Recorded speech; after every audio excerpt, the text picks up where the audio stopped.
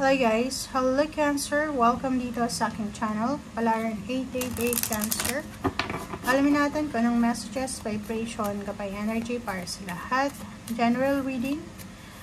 Tingnan natin Cancer kung ano yung possible na message or energy guidance na posibleng ibigay sa iyo ng ating full moon for the month of January 2025.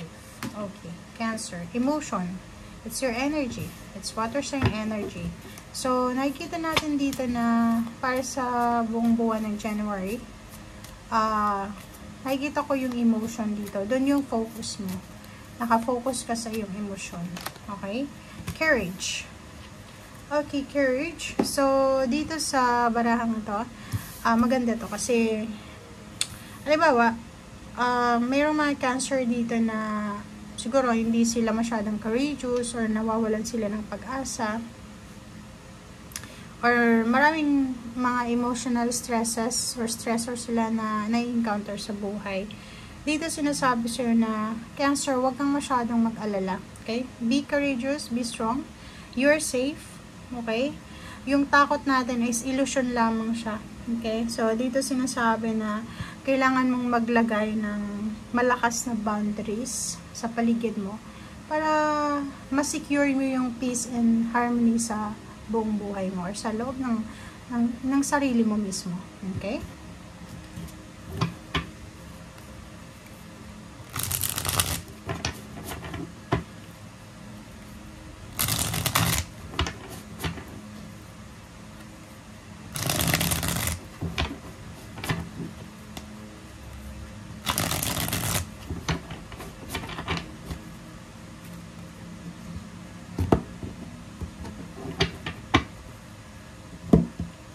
Okay, the Star and Knight of Pentacles. Oh.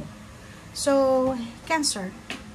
Lahat naman tayo, meron tayong mga dream job, dream career, dream life, diba? So, dito nakikita ko siya dito, Cancer, na yung isa sa mga wini-wish mo, pinapangarap mo sa buhay, regarding money, like yung dream career mo, dream company, dream na sweldo, kung gusto mong mag-ibang bansa, yung dream country, nakikita ko na starting this January 2025, nakikita ko na maraming magagandang balita, communication, connection, parang ganun. So, posibleng makatagpo ka ng isang tao na matutulungan ka para matupad yung pangarap mo sa usaping pera. Meron din ditong mga pwedeng makakilala ka, makatagpo ka ng mga tao na pwedeng sila yung maging daan para makuha mo yung financial wish mo. Okay? Okay. So, if in case lang na sa kasalukuyan, okay, in case lang hindi naman natin sasabihin na meron kang ganitong situation. In case may mga financial problems kayo, like mga scarcity, yung trabaho nyo, medyo matumal na yung business, ganito. May mga physical health problems, may mga stress, anxiety, or depression na nararamdaman. Sinasabi ng Baraso dito na kailangan mong i-focus yung iyong emosyon rather than sa money. So, kasi minsan, medyo imbalance yung buhay natin lalo pag masyado tayo nakafocus sa financial or masyado tayong nakafocus sa emotional na dapat balance lang yan, diba? Dapat may oras ka sa financial, may oras ka din sa relationship mo or sa emotional. So, dito sinasabi, kailangan mo mag-set ng boundaries. Okay? So, nakikita ko sure dito na meron sa inyo dito na Cancer na medyo namumroblema sila kung paano nila balansehin yung pera. Siguro, marami kayong mga expenses, maraming dapat bayaran, maraming dapat na ilabas na pera, pero yung pumapasok na pera ay hindi masyadong stable and secured. Nandito yung King of Pentacles. Oh, diba? So, in the near future, Cancer. So, hindi ito magtatagal. It's either 10 days, 10 weeks, 10 months, October, or 10 years yung pinakamatagal. Nakikita ko na yung news na to, it's a good news siya regarding sa future. So, in the near future, yung pera na kailangan mo sa ngayon mismo, yung perang pinapangarap mo sa ngayon, in the near future, nasa iyo na yan. Mahahawakan mo yan ng solid, 'di ba? So, pinapakita sa'yo dito, Cancer, na sa ngayon, huwag kang mag-alala.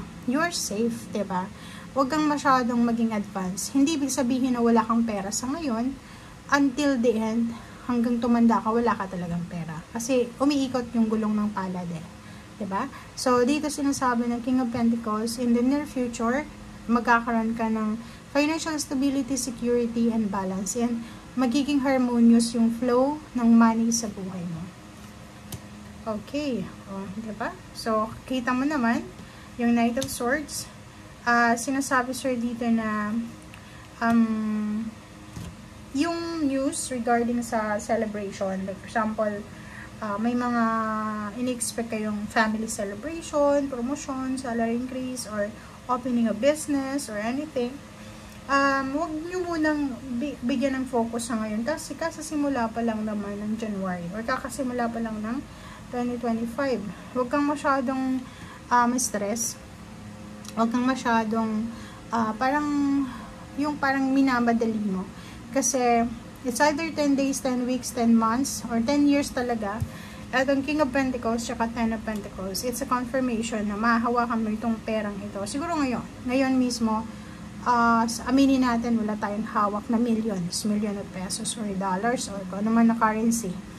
But sinasabi sa'yo, since it's Page of Wands, it's future news, sinasabi sa'yo na marami kang pera na darating sa'yo. It's either hard-earned money or pwedeng from lottery or parang swerte or marami kang benta sa yung business, kung may business or anything. Okay? Okay. So, dito sa Page of Swords, expect mo na marami kang balita na matatanggap starting this January. Expect mo na siguro, ang kailangan mo lang naiwasan sa ngayon, Cancer, is yung maging negative. Pag halimbawa wala kang pera, wag mong idaan sa init ng ulo yung solusyon niya.